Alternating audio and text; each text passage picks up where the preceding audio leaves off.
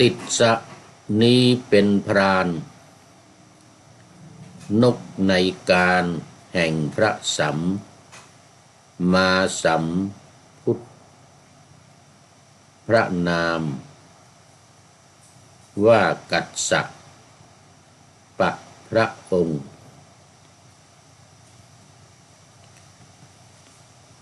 ฆ่านก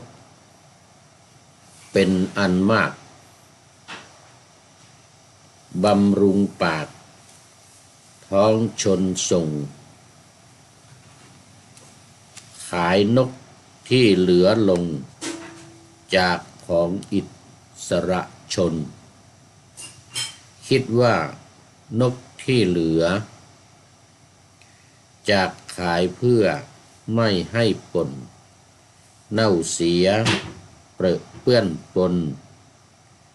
อันเราฆ่าเก็บไว้นานจึงหักปีกนกนั้นไม่ให้มันบินหนีพล่านเก็บกองไว้ในบ้านขายพวกมันวันต่อไปเวลาได้หลายหลากปิ้งนกมากนั้นเก็บไว้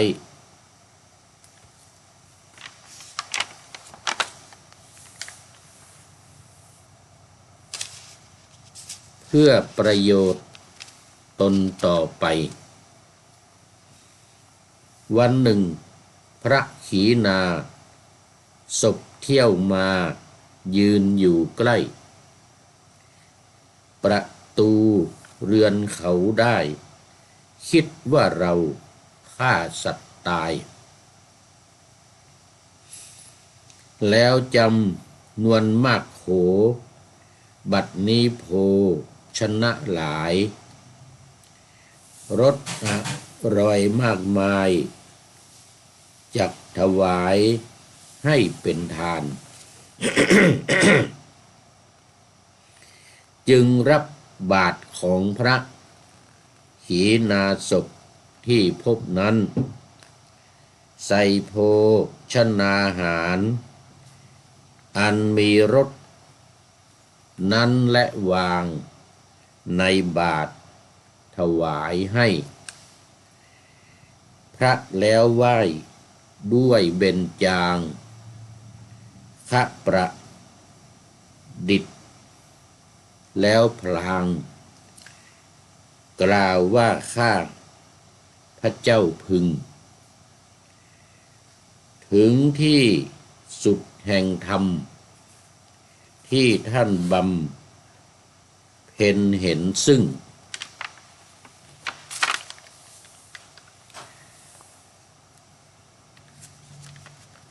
ธรรมที่บรรลุถึงคืออรหันต์นั้นเทินขอถวายความนอบน้อมแด่พระรัตนตรัยมีพระพุทธเจ้าเป็นต้นขอถวายความเคารพพระมหาเถระพระเถรานุเถระเจ้าคณะพระสังฆาธิการทั่วโลก มีพระเดชพระคุณพระธรรมเสนาบดีรองเจ้าคณะภาค7วัดพระธาตุดอยสุเทพเป็นต้นและขออำนวยพรแด่ท่านผู้ฟังท่านผู้ชมสาธุชนพุทธบริษัททั้งหลายมีคุณโยมฝนศรีลาเป็นต้น นี่คุณโยมฝนเข้ามาแต่หัวรุ่งเลย วันนี้รายการพระธรรมทัศน์ของวัดพระธาตุดอยสุเทพออกอากาศทางสถานีวิทยุวปท2จังหวัดเชียงใหม่ มีร้อยเอกจำนงปัญญาวัฒโนเป็นหัวหน้าสถานีและอาตมาภาพพระครูปริยัติยานุศาสตร์เป็นผู้บรรยายเป็นประจำทุกวันเวลา7:30 น.ถึง8:00 น.วันนี้ก็บันทึกเสียงล่วงหน้ามาจากวัดพระธาตุดอยสุเทพเยอรมนีเขตฮิวเชนบาร์กเมืองซีเกนเหมือนเดิมคือตอนนี้ก็กำลังพักพาอาศัยอยู่ที่วัดพระธาตุดอยสุเทพเยอรมนีแห่งนี้มาเป็นเวลา2 เดือนแล้ว2 เดือนครบวันนี้วันที่14มาความจริงมาก่อนหน้านั้นเนี่ยมาแล้วแต่ว่าไปเมื่อวันที่25เดือนธันวาคมวันคริสต์มาสพอดีแต่ว่าไปพักที่วัดพุทธวัดสันติวรารามเนี่ยวัดสันติวรารามที่ท่านพระครูเอ็มเป็นเจ้าอาวาสอยู่ที่นั่นก็หลายวันไม่ถึงเดือนแล้วก็มาเดือนมกราวันที่16ก็มาที่นี่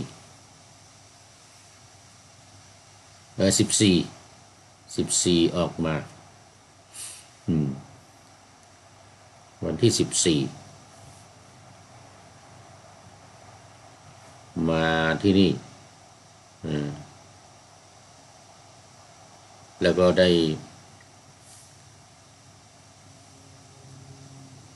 บันทึกรายการมาต่อเนื่องกันมาหลายวันมาหยุดตอนที่มาหยุดมาเกือบ1 อาทิตย์ที่ผ่านมาเนี่ยอาทิตย์กว่าเพราะว่าขัดข้องเรื่องของเฟซเข้าเฟซไม่ได้ เข้าเฟซไม่ได้วันนี้ท่านพระครูสมุวิสุวัตรมาแก้ไขให้ดำเนินการจะเลยถ่ายไลฟ์สดได้ที่หลายวันที่ไม่ได้ติดต่อกับท่านพระครูสมุวิสุวัตรนั่นก็เพราะว่าโมบายโทรศัพท์ทั้ง3 เครื่องเลยเนี่ย4 เครื่องด้วยทั้ง iPhone ทั้ง Vivo ทั้งแท็บเล็ต Samsung เนี่ยแล้วก็นี่คอมพิวเตอร์นี่เดลอะไรนี่ไม่ได้ดังนั้นเลยติดต่อไม่ได้ ดังนั้นก็ขออภัยท่านผู้ชมท่านผู้ฟังที่ผ่านมาอาทิตย์กว่าเกือบ2 อาทิตย์นี่ไม่ได้ไลฟ์สดบันทึกเสียงอย่างเดียวบันทึกเสียงไปออกแต่วิทยุอย่างเดียวเนี่ยไม่ได้ไลฟ์สดเหมือนวันนี้แล้วก็ขอต้อนรับคุณโยมฝนศรีลาเป็นท่านแรกเข้ามา ตั้งแต่เริ่มต้น ปะหน้าธรรมาสยังไม่เสร็จมาแล้วก็กราบสาธุเจ้านี่มาแล้ว คนเชียงใหม่เอาฟังจากอำเภอเมืองฟังจากในเมืองเชียงใหม่วันนี้ก็หนาวน่าดูท้องฟ้าแจ่มใสมีเมฆอยู่ แต่ว่าอุณหภูมิต่ำ-4-4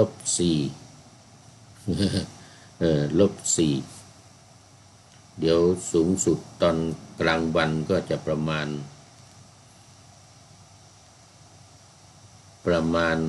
6 องศาเห็นว่างั้นนะตอนนี้ยังเช้าอยู่นี่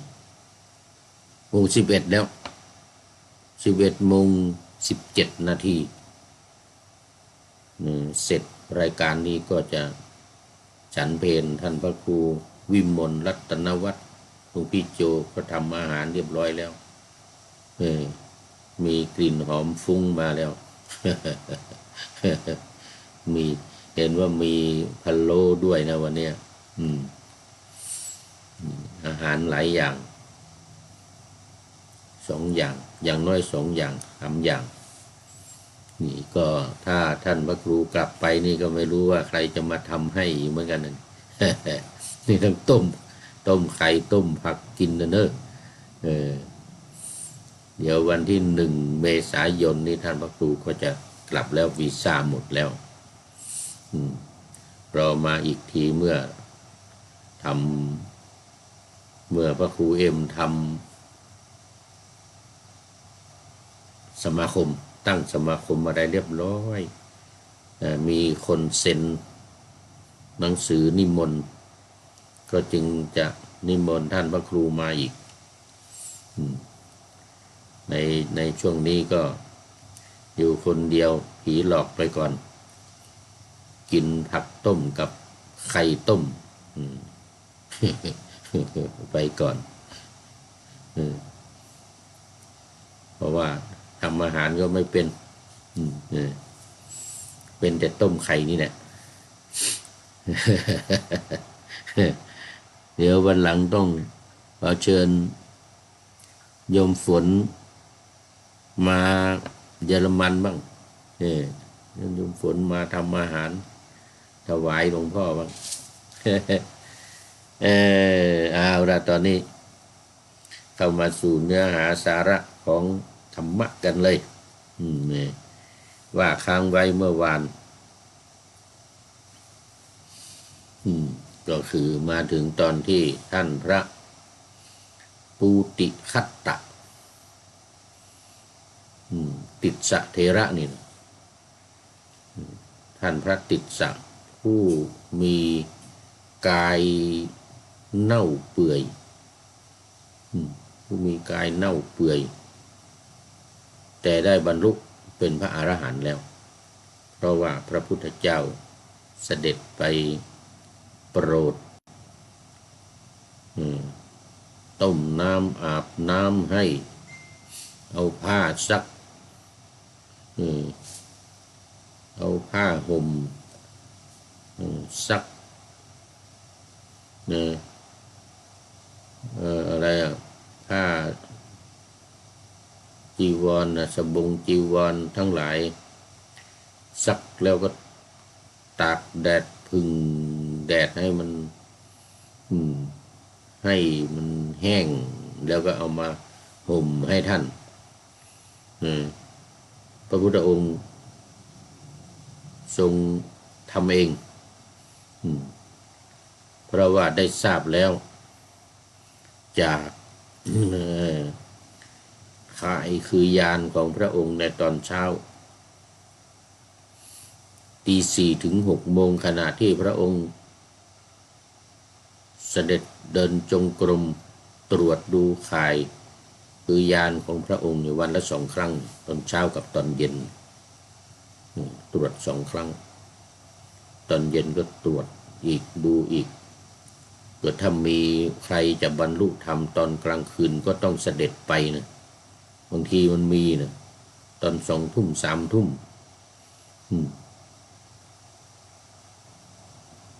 ไม่ว่าจะเวลาไหนถ้ามี ใครเข้ามาในข่ายเนี่ยอย่างน้อยก็โสดาบันโสดาบันแต่นี่ท่านพระองค์ทอดพระเนตรเห็นพระปูติคัตตะนี่ขั้นอรหัตผลเลยเป็นพระอรหันต์เลยเนี่ยจึงได้ลงทุนลงแรงไปทำความสะอาด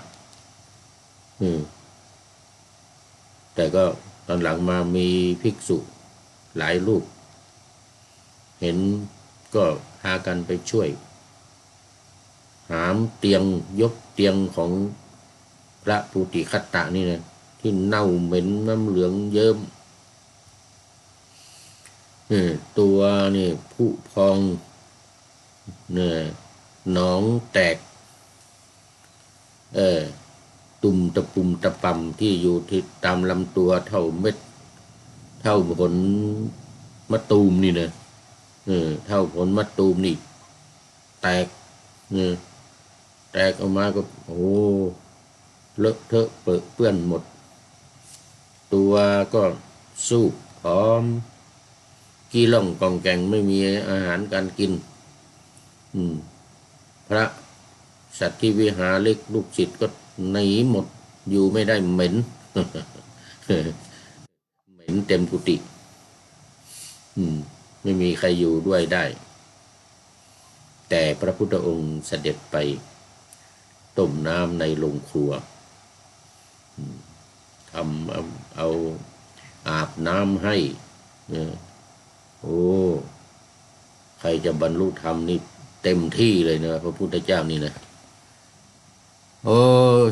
หลวงพ่อสุทธิสงึมรำสาธุครับผม ขอบคุณมากขอบคุณมากหลวงพ่อเข้ามาแล้วเป็นยังไงบ้างเนาะนี่ทาง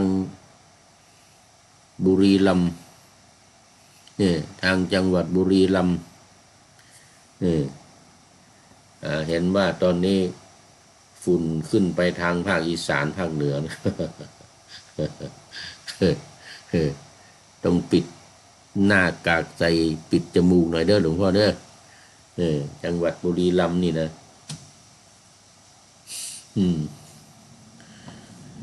ไอ้หลานเขยของผมก็อยู่บุรีรัมย์เหมือนกันนะหลวงพ่อนะหลานเขยผมอาจารย์ดร.วินิตอาจารย์ดร.วินิตผาธรรมหรือยังไงเนี่ยนะนามสกุลเนี่ยอยู่บุรีรัมย์เนี่ยเป็นหลานเขยอยู่เชียงใหม่เป็นอาจารย์สอนอยู่ที่มหาวิทยาลัยแม่โจ้อาจารย์ดร.วินิตอาจารย์ดร.วินิตนะเล่ามาถึงตอนนี้เมื่อวานเนี่ยพระพุทธองค์อาบน้ำอะไรให้แล้วส่งน้ำให้แล้วก็แสดงธรรมให้ฟังอจิลังวัตยังกายโยปัทวิงอธิเสสติสุทโธอเปตวิญญาโนนิรัตถังวกลิงขลังเนี่ยนะต้องนึกถึงที่หลวงตาแผ่เยื่อไม้แลนะบะโจโวกลิงขลังเนี่ยวันนี้ไม่มีเวลามากมีเวลามากจะได้เอาแลของหลวงตามาว่าสู่กันฟังแต่ว่านี่จะหมดเวลาแล้วมัวโอเอวิหารลายเนี่ยนี่จะหมดเวลาแล้วนี่นะมาถึงตอนนี้เมื่อวานพระพุทธองค์แสดงธรรมอจิลังวัตยังกายโยเสร็จนี่นะก็บรรลุเป็นพระอรหันต์เลยโอ้ภิกษุทั้งหลายก็แปลกใจกันมากว่าเนี่ยเน่าเหม็นร่างกายเน่าเหม็นเป็นช่องเป็นรูเหมือนกับขนมร่างแหว่างั้นนะตัวของท่านพระเถระนี่นะตัวเหมือนร่างแห เป็นรูแล้วก็เน่าพุพองน้ำเหลืองน้ำเลือดเนี่ยไหลออกแล้วทำไมจึงได้บรรลุเป็นพระอรหันต์ว่างั้นนะทำไมจึงได้บรรลุเป็นพระอรหันต์ทำไมคนที่จะบรรลุเป็นพระอรหันต์เนี่ยจึงต้องลำบากขนาดนี้อย่างนี้นะพระพุทธองค์ก็ตรัสถามภิกษุทั้งหลายว่าเอ้าพวกเธออยากจะรู้หรือครับผมอยากจะรู้ครับผมหลวงพ่อสุทธิหลวงพ่อสุทธิสงึมลำครับผมภิกษุทั้งหลายว่าอยากจะฟังครับอยากจะฟังไอ้เวรกรรมบาปกรรมอะไรท่านได้ทำในอดีตหรือในชาตินี้ตอนเป็นเด็กหรือว่ายังไงว่าไงนะพระพุทธเจ้าก็เลยนำอดีตนิทานของท่านพระปูติคัตตะนี่มาเล่านี่ในปาณาธรรมาสไว้แล้วติสสะนี้เป็นพรานนกในการแห่งพระสัมมาสัมพุทธพระนามว่ากัสสะปะพระองค์ฆ่านกเป็นอันมากบำรุงปากท้องชนส่งขายนกที่เหลือลงจากของอิสระชนคิดว่านกที่เหลือจากขายเพื่อไม่ให้ปนเน่าเสียเปื้อนปนอันเราฆ่าเก็บไว้นานนะจึงหักปีกนกนั้นจึงหักปีกนกนั้นไม่ให้มันบินหนีพล่านเก็บกองไว้ในบ้านขายพวกมันวันต่อไปโหดร้ายเหมือนกันนะนี่ หักปีกหักกระดูกหักแข้งหักขาแล้วก็เอากองไว้ ในบ้านถ้าไม่ถ้าฆ่ามันเนี่ยมันก็จะเน่าจะเสียเหมือนกันนะฆ่าไม่ได้ก็ต้องแค่หักปีกหักขาไม่ให้มันบินหนีไปก็พอเอากองไว้เสร็จแล้วก็เอาขายในวันต่อไปเวลาได้หลายหลากปิ้งนกมากนั้นเก็บไว้โอ้ถ้ามันเยอะก็เอาปิ้งเลยก็นี่ปิ้งไว้กิน เพื่อประโยชน์ตนต่อไปวันหนึ่งพระขีณาสพเที่ยวมายืนอยู่ใกล้ประตูเรือนเขาได้คิดว่าเราฆ่าสัตว์ตายแล้วจำนวนมากโขบัดนี้โภชนะหลายรสอร่อยมากมายจักถวายให้เป็นทานเหมือนกันก็มีพระเถระรูปหนึ่งเป็นพระขีณาสพเป็นพระอรหันต์เนี่ยก็เที่ยวบิณฑบาตออกบิณฑบาตมาถึงประตูบ้านของนายพรานนกนี่นะโอ้นายพรานนกเห็นก็เกิดความเลื่อมใสศรัทธาแล้วโภชนะอาหารที่เราปิ้งไว้เนี่ยสุกแล้วนี่ก็อร่อยว่างั้นนะก็มีมากมายว่านะพระคุณเจ้าผู้ทรงศีลก็มาแล้วนะเราจะต้องถวายทานและอุทิศส่วนกุศลเหล่านี้ให้แก่นกทั้งหลายหมู่นั้นที่เราฆ่ามานะ จะอุทิศส่วนกุศลไปให้นกเสร็จแล้วก็นี่จึงรับบาตรของพระขีณาสพที่พบนั้นใส่โภชนาหารอันมีรสนั้นและวางในบาตรถวายให้พระแล้วไหว้ด้วยเบญจางคประดิษฐ์แล้วพลางกล่าวว่าข้าพระเจ้าพึงถึงที่สุดแห่งธรรมที่ท่านบำเพ็ญเห็นซึ่ง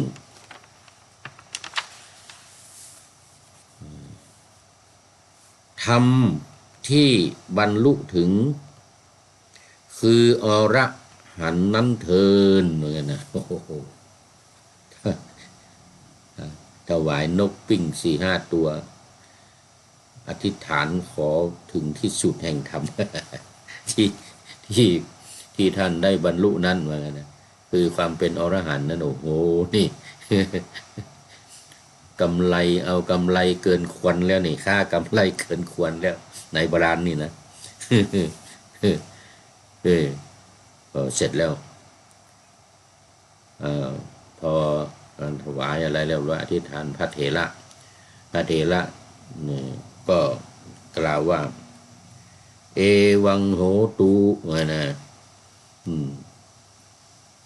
เหมือนกับที่เราให้พรเนี่ยนะเอวังโหตุดีแล้วอาจารย์ในวันนี้ท่านนายพรานนกได้มาถวายนกปิงแล้วเดี๋ยวนี้ขอบุญกุศลที่จงได้ชุกฉอดรอดถึงเมื่อตายไปแล้วก็ได้บรรลุเดี๋ยวตายไปแล้วก็ได้ปฏิบัติธรรมแล้วก็ได้เกิดเป็นพระอรหันต์เถิดนี่นะโมทนาอนุโมทนาคือนายพรานเนี่ยนะพระบาลีก็มีแค่เอวังโหตุอันน่ะนอกนั้นก็ว่าเอาเอง ว่าเอาเองเนอะเสร็จแล้วพอมาเกิดในชาตินี้พุทธองค์ก็ประมวลนิทานนี้มาว่าท่านพระปูติคัตตะนี่นะติดสะที่มีกายเน่าเหม็นเนี่ยได้บรรลุเป็นพระอรหันต์เนี่ยก็เพราะว่าการได้ถวายทานด้วยอาหารรสดีรสอย่างดีแต่แล้วก็ตั้งจิตอธิษฐานเหมือนกันด้วยการอธิษฐานของท่านด้วยการกล่าวคำอธิษฐานเวลาให้ทานเนี่ยนะก็จึงได้บรรลุธรรมเพียงฟังธรรมบทเดียวคาถา1 บทอจิลังวัตยังกายโยปัทวิงอธิเสสตินี่นะก็ได้บรรลุเป็นพระอรหันต์ด้วยผลบุญที่ได้ทำนั้นด้วยความตั้งใจด้วยเจตนาอันนี้มันขึ้นอยู่ที่เจตนาเน้นไปที่เจตนาเป็นตัวกรรมเนี่ย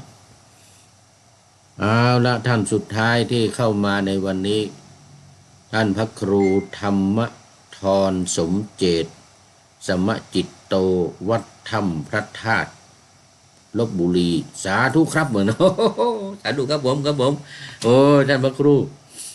ไม่ได้ไปลพบุรีนานแล้วเนี่ยเดี๋ยวปลายปีนี้กลับไปจะไปแวะเยี่ยมวัดพระธาตุวัดพระธาตุที่ลพบุรีขอบคุณมากแล้วก็เป็นท่านสุดท้ายเข้ามาสู่เส้นชัยของรายการในวันนี้ครับขอบคุณมากขอนำรายการธรรมะทัดไปก่อน แล้วจะย้อนมาใหม่ในวันหลัง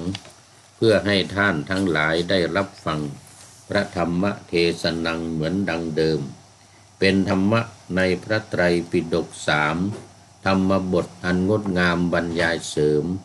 อธิบายใจความเหมาะมาต่อเติมยกนิทานดั้งเดิมเสริมบทธรรมขอทุกท่านสุขกายสบายใจปรารถนาสิ่งใดอันเลิศล้ำจงเพิ่มพูนตามบุญงามและตามกรรมที่ได้บำเพ็ญไว้ทุกประการขอเจริญพร